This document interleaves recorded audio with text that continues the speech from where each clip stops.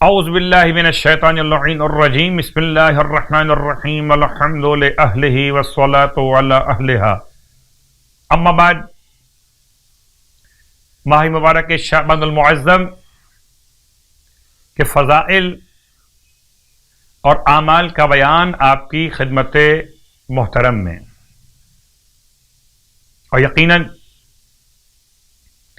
مسلسل روزوں کا ثواب بھی اور مسلسل ماہ مبارک شعبان کی نمازوں کا بیان بھی، مگر مناجات کے کچھ کلمات کے ساتھ آج پھر آپ کی خدمت میں ارشاد فرماتے ہیں مولا امام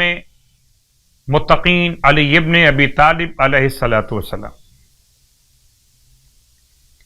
ارشاد فرماتے ہیں اس مناجات میں کہ الہی اعوذ بک من غضبک وحلول سخطک، الہی میں تیری پناہ مانگتا ہوں تیرے غضب سے اور تیری ناراضگی کے واقع ہو جانے سے۔ اللہ اکبر، یعنی تیری پناہ تیرے ہی غضب سے، اور تیرے سوا کون پناہ دے گا تیرے غضب کے مقابلے پر، اور تیری ناراضگی کے واقع ہو جانے سے پناہ مانگتا ہوں۔ اے خدا میری مناجات مقبول فرما۔ سرکار ختم یہ مرتبہ صلی اللہ علیہ وسلم ارشاد فرماتے ہیں نمازوں کے ثواب کو بیان کرتے ہوئے آج کی رات کی نماز 10 رکعت ہے، شب 25 ماہ شعبان کی نماز 10 رکعت۔ ارشاد فرماتے ہیں جو شخص بھی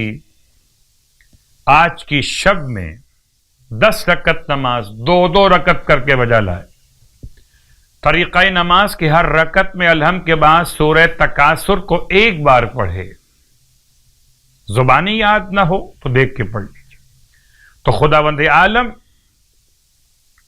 اس کے نام اعمال میں امر بالمعروف اور نہی عن المنکر کرنے والوں کا ثواب عطا فرماتا ہے، اور پروردگار عالم اسے 70 انبیاء کے ثواب کے برابر ثواب عطا فرماتا ہے۔ پھر روایت اللہ کے حبیب صلی اللہ علیہ وآلہ وسلم کی بارگاہ مقدس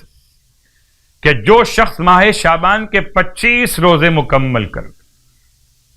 تو خدا اند عالم اسے نفاق سے بیزاری عطا فرما دیتا ہے۔ خدا ہم سب کو تمام تر اعمال صیام اور قیام کی توفیق عطا فرمائے۔